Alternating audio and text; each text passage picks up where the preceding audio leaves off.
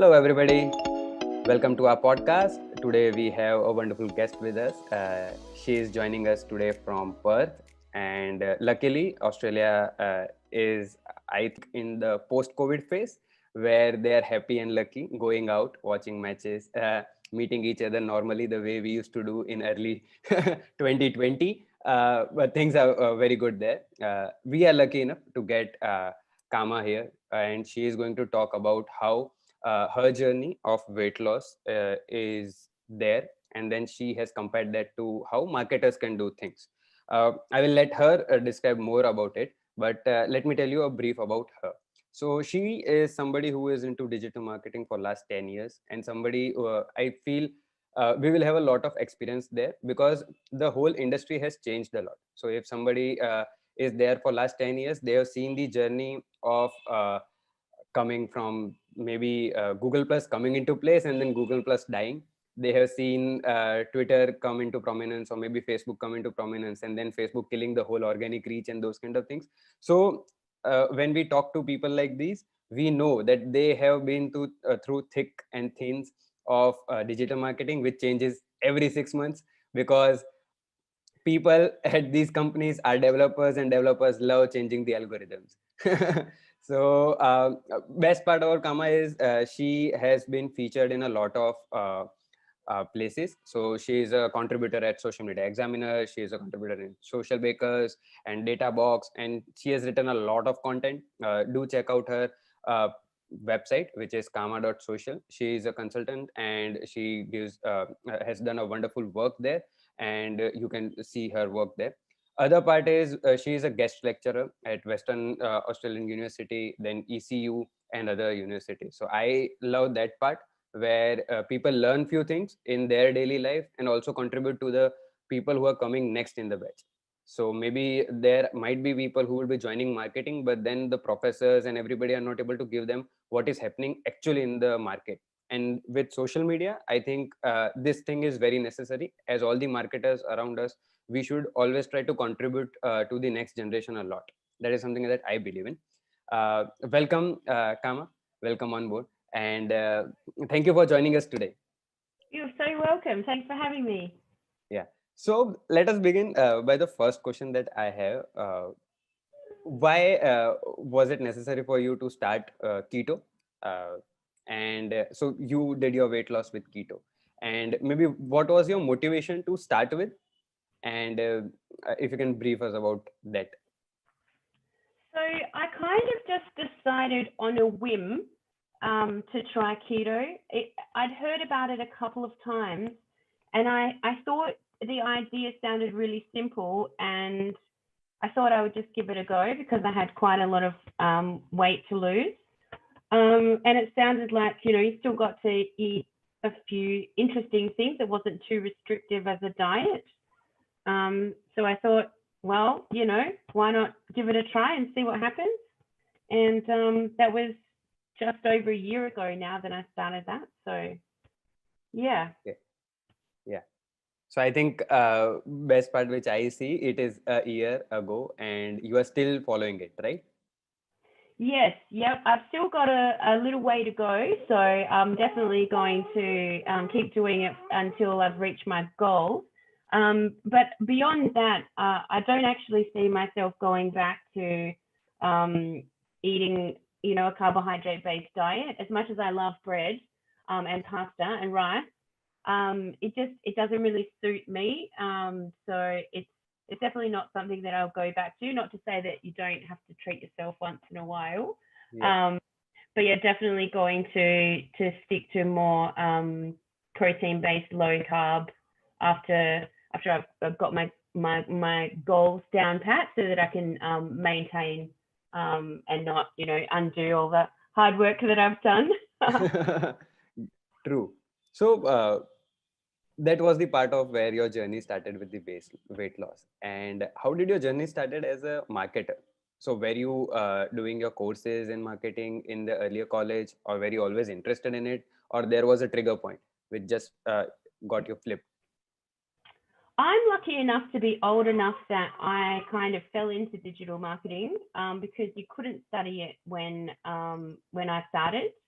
You can study it as a, a small part of a internet degree, or what did they use called computer science. There would be a little unit on social media. So I have a past career in hospitality. So I've run hotels and pubs, and I did that for 17 years. And I really, I was looking for things to do to get out of that, because I was I'd lost my passion for it, basically. And I loved it for a really long time, and it served me really well. And I got to where I wanted to go in that industry. And I couldn't really figure out what the next step was. So one of the hotels that I was running didn't have a very good marketing budget. And Facebook was very young then. And, it was before people used pages. We just used to create a profile with the hotel's name.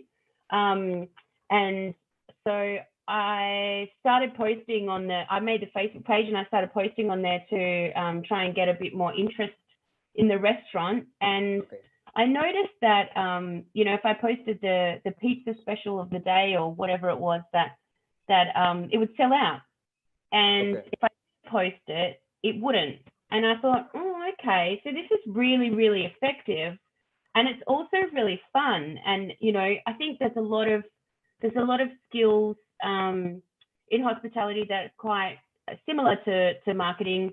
And, it's about presentation, it's about how you handle things, it's about messaging. And so I think there were a lot of things that were transferable, but breaking in as an intern in your 30s, that's not the easiest thing to do. And I was lucky enough that I got some opportunities to learn from some of the kind of first social media specific marketers in Perth, and who I still call my friends today. And then basically I guess my management background and my being able to understand subtext with talking to people and from hospitality really helped make that transition.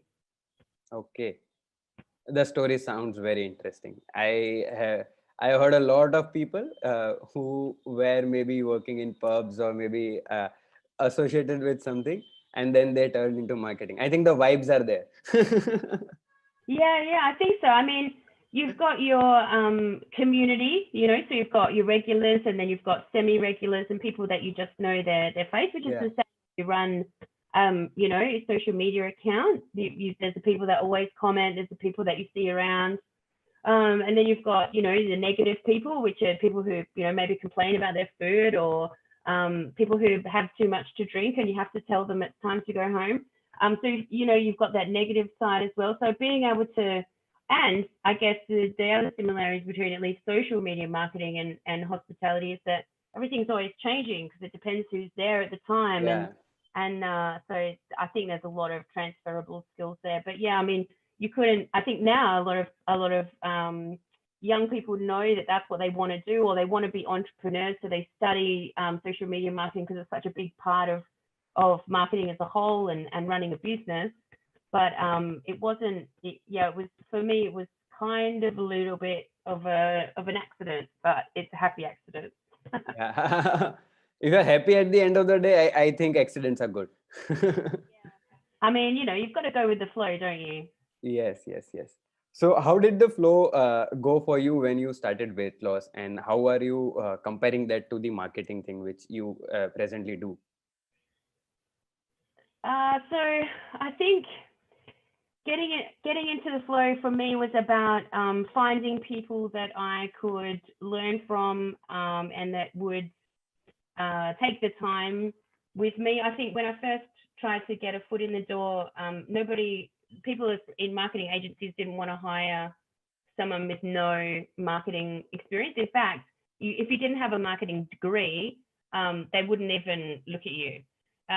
So any of your previous experience or any of your skills that you might have developed along the way outside of a structured educational background weren't really given any priority at all. So I was lucky enough that I got given an internship, and at the end of that, they asked me to stay on.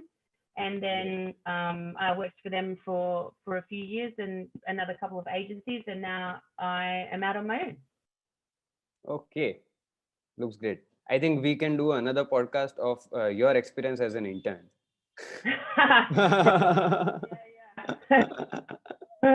I would like to hear those stories a lot. I saw the movie Intern, and then I was very intrigued by the fact that somebody at that age did an internship, and then the cultures are very different, and then you coming from a different background, and the part of internship is that you are hungry for learning new things, Yeah, and then somebody at the other end also needs to reciprocate the same kind of faith in you, that you are making mistakes, and then they say, okay, no issues, there is always a next time, you will learn with that time, and you need a right mentor at that time. So that is that, very important. Coming to the weight loss thing, camera, so this is where you got somebody, you were an intern somewhere, you learned marketing, and then you moved into that. So for your weight loss thing, the process was same. Yeah, so you started off as an intern, and then you were like just testing waters if you are able to do that or not, or you were determined enough from the first go that yes, I want to do this. so I think my journey with weight loss is kind of probably a little bit similar in the fact that I almost decided by accident that that's what I wanted to do, that I wanted to try keto. And I didn't really know how to go about it. I didn't want to sign up to expensive meal plan or anything, and I just sort of figured it out as I went along. And not in the same way as having necessarily good mentors in that sense, but I did join a lot of Facebook groups and a lot of, looked at a lot of Pinterest boards and things for what people were doing and what their stories were in terms of their journeys. And, it's all very individual as to, how much weight you've got to lose and what sort of body type you've got and how old you are and how active you are and all of those kind of things. So no one's journey is the same, but if you can sort of start to see patterns, a good marketer will always start to see patterns, and then work out, okay, well, I'm in that situation and I've hit a wall, so I need to change a variable here somewhere, and this is what this person changed, and that was their result, so maybe that'll work for me, and then just sort of eliminating those factors until you're back on track. So I guess it's kind of similar. I'm not really I guess I'm not really a planner. I just decide to do something and then kind of just figure it out as I go along. Great. I think most of the campaigns that we do as marketers are people say, oh, you have planned so many things, but nobody knows that the things were not planned the way they were going. The first post went, then the second one, and then we felt that we should change the course and then we should go in this way.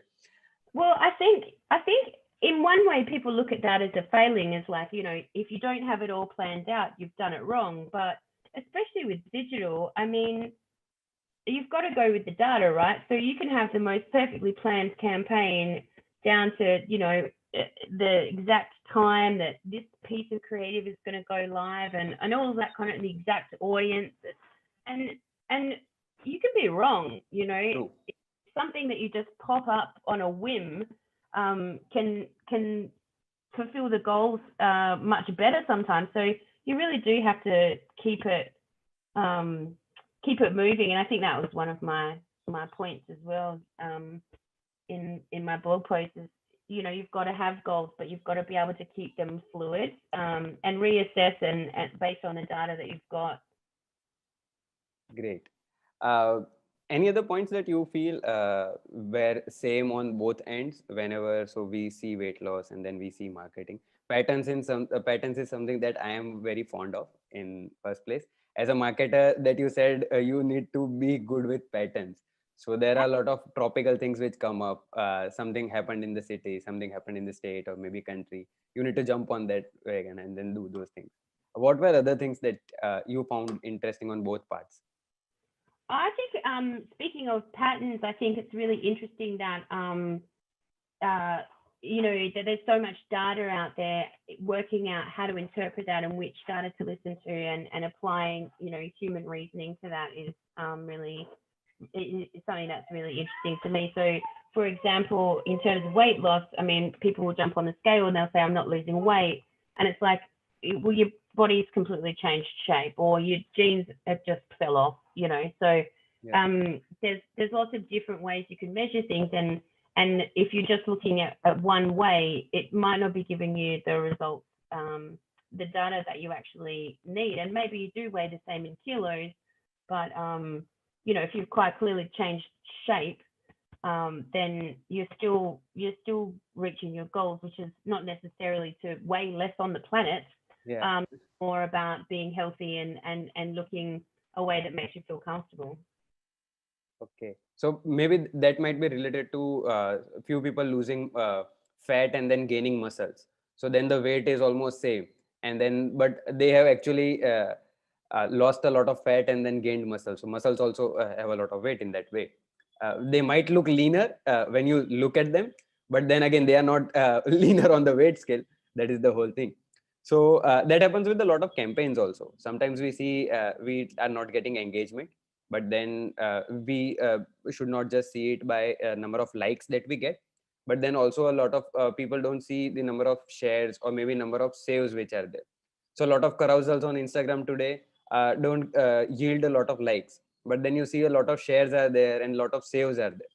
So I think that is something that I can relate to what you said with what happens in marketing. Not always that things are in the correct course, that you won't get same likes on all the postings. Maybe some other parameters are there which might would have clicked.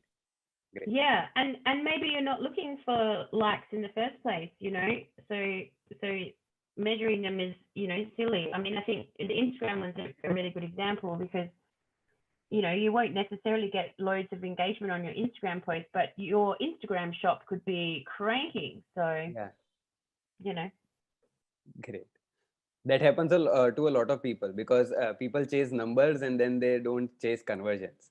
yeah, So depends what you're trying to do. But if you're trying to sell something, I mean, you want the conversions, right? yeah, so at the end of the day, number of followers don't matter. How many things you are selling from your store matters a lot. Yeah. And yeah, so that is one. So what was something which kept you going? So it was a year's process, and what is one thing that you saw that this is one thing which kept us going? And in the same ways for our campaigns also. So sometimes we see that this campaign is going and we push the pedal, but then sometimes we just stop that campaign. So how do you relate both the things? So I think that's probably two aspects to it. One of the things that kept me going is the progress. So I guess in marketing terms, that's the data side. That's knowing it's making a difference. That's having a benchmark, or in this case, several benchmarks. You have weight, and then you have inches. You measure your different body parts for different inches, and that kind of thing. So being able to see those move, that's I guess the data analysis part of it, and I love that. Seeing those numbers go in the right direction is a marketer's favorite thing, other than spotting patterns. And I guess the other aspect is I felt better, and so I guess that's probably more like the likes and the comments and the social engagement on a campaign, because it's indicating to you that this is popular, and this is they're vanity metrics, so Yeah. that you feel good. Okay. I think the whole thing is related to release of dopamines. Yeah. Whenever we see good numbers and then we are happy with that, and then instant gratification and those kind of things come into place. I think Yeah. that might be one of the triggers which keeps you going on that part. Yeah. I think so. I think if I hadn't had good numbers, I probably would have lost enthusiasm. Okay. So how do you measure, or how do you choose good numbers, or maybe keep targets? So for Facebook, suppose there are more than 270 parameters which you judge on. So maybe people, so there are a lot of things that people can say that this is going good and this is going bad and those kind of things. But for your campaigns or for the campaigns that you do for clients, how do you measure those things that these are the right KPIs for a client? Because KPIs would be different from client to client, and then sometimes something which is working for one won't be working for others. So how do you judge those, and how do you relate that to your journey? So I think, I mean, it really depends on what you're trying to do for each client. So I do a lot of marketing for events, and so obviously, what one of the things we're looking at is awareness, which is really easy to measure because you've got your social engagements and that kind of thing, Hmm. which are really important to make the event seem like it's good. But on the other side of that, obviously, we track um, number of conversions, conversion costs, return on ad spend, and those are the kind of things that matter to the client the most at the end True. of the day. Events have to be profitable for them to stay in business, but you can't necessarily do one without the other. So it's Yeah. not so much that you need to just have one set of goals. You need to kind of break it down and say, well, okay, we're going to run a conversion campaign, but these people have never heard of this event before. So let's warm them up a little bit. Let's set some goals before that, before we get to there. And let's have some really good retargeting audiences from people who've watched our event video or who have said that they're going to, that they're attending the Facebook event or have been engaged with the accounts in the last however many days since the ticket sales have gone have launched. So there's a lot of different ways that you have to set yourself up for the main goal. And sometimes if you just said, I want to lose 50 kilos, Yeah. I probably would have given up by now because it's been a year and I haven't lost 50 kilos. So, it's obviously a failure. But you can't, yeah, you've got to break it down into stages. You've got to have like mini goals or in between goals or whatever you want to call them so that it's easier to break it down into chunks. Yeah, something that just clicked me was like you were saying there. So there comes awareness. Then you make a Facebook event, and then people like those event. Maybe are liking some post, or maybe are engaging with that event and those kind of things. And so there are a lot of other different venues. People watch your video and those things. So I just got a click that whenever you are hitting a gym or something of that sort, so there are a lot of other a lot of different machines which you have to use. So some machines are for your shoulders and some are for legs and those kind of things. And in the same ways, if you want one result and then you are trying a different machine, you won't get it. So if you're looking for video views, I think TikTok would be something which people might use currently, and depending on what brand is it is. But then TikTok, YouTube are the platforms that you can push a lot. And if you are trying to build a community and those kind of things, then there are different platforms for the same. I think that is something that I got just a click that I think that might be very good as an example to tell people that this is how things go. Yeah, I mean, I guess, yeah, if you're relating it to different ways of losing weight in a gym, I mean, you can't, like, what if you only ever did leg weights and you had like really slim, muscular legs and the rest of you was still all blobby? Yeah, great. So I think takeaway from that is don't just concentrate on one social media platform. There are a lot of them, and then because I know a lot of people who say that they are maybe Instagram masters, they are LinkedIn masters, and they are maybe Facebook masters and those kind of things. But as a brand, I think for brands, all the things are important at the end of the day. At least two or three social media platforms are.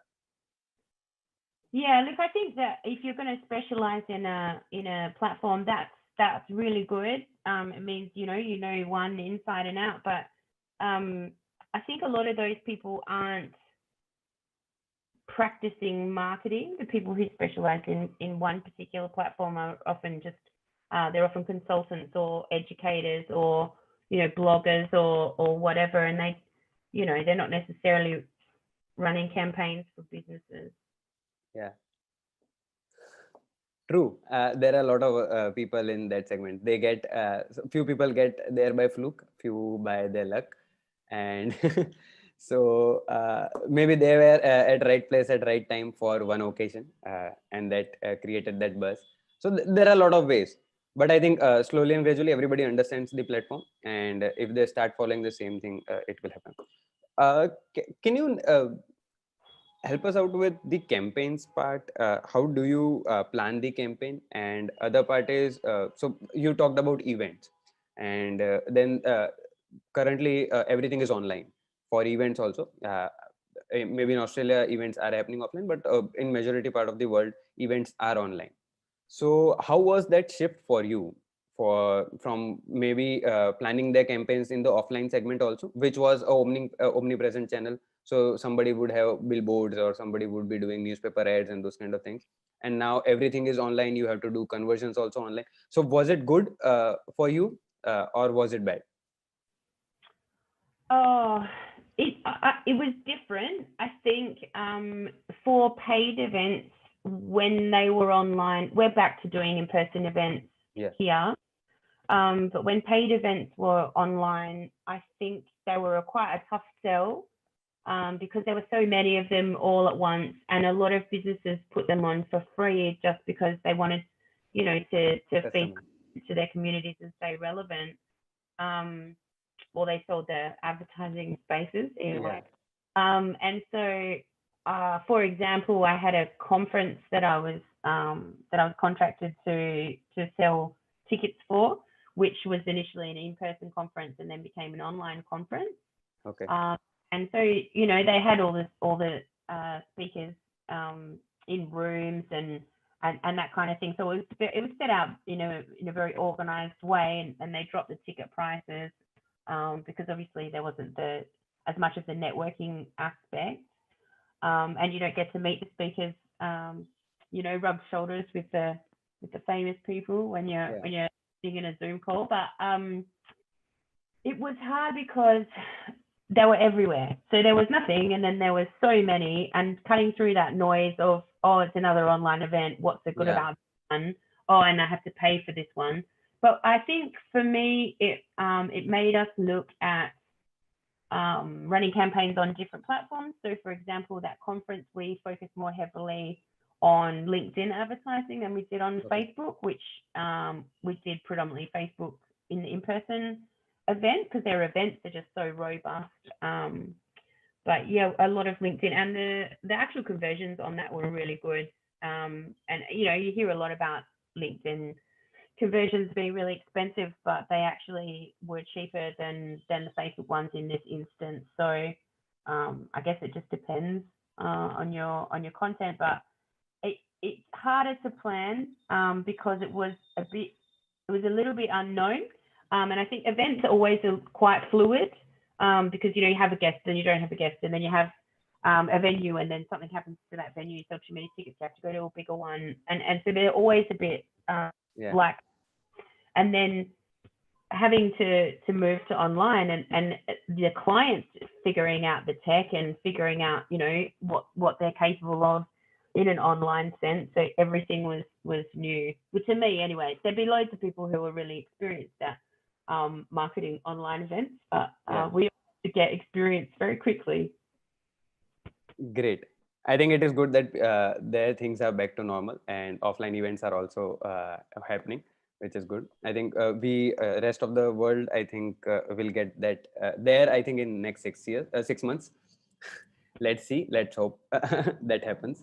Okay. Other thing was how realistic should be as a company or as a consultant while telling it to the client that these are the goals that you might achieve with this kind of budget, because most of the clients don't know a lot of social media platforms and how they're working, maybe and a lot of times what happens is whenever client comes, they have their own perception. If somebody is a heavy user of YouTube, they feel everybody is on YouTube. I have faced that. So have you ever faced those kind of things? Because client is adamant that they want to advertise or push a single platform only, and then that that platform is not working.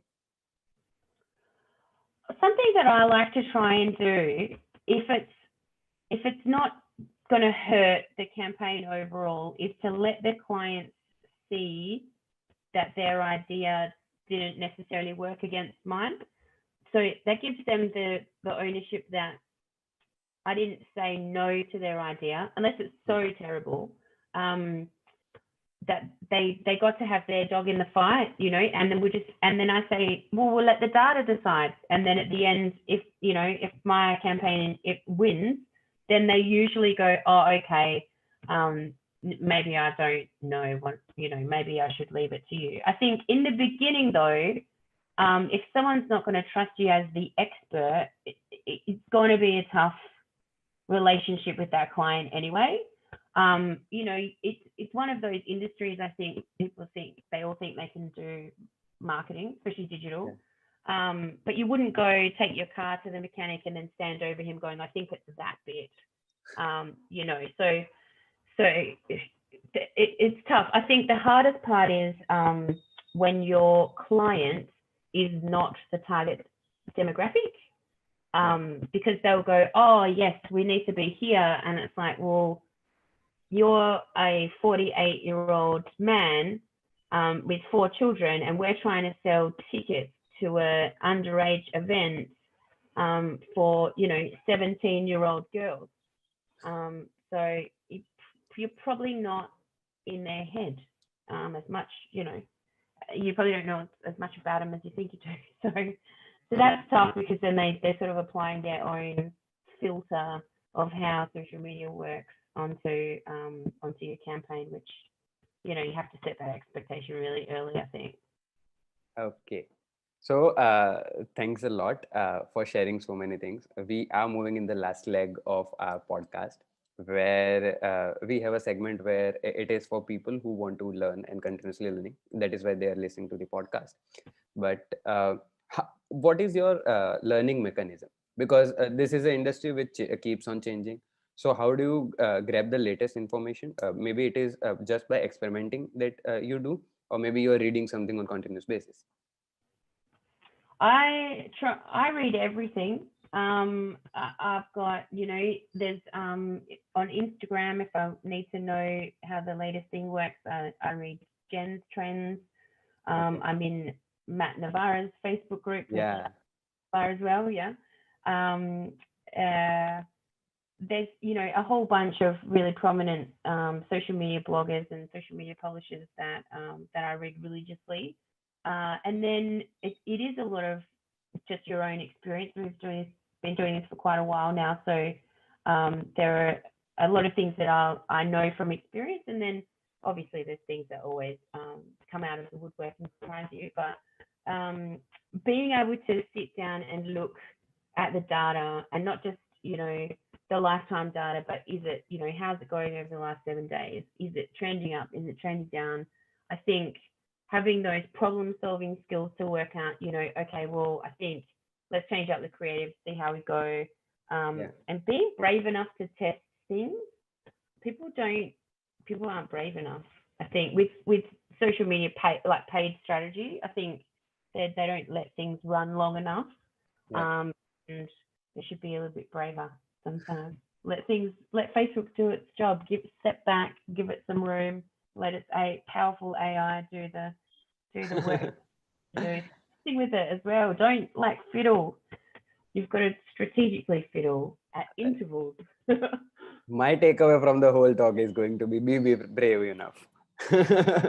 I like that part. Yeah. Cool. So, yeah.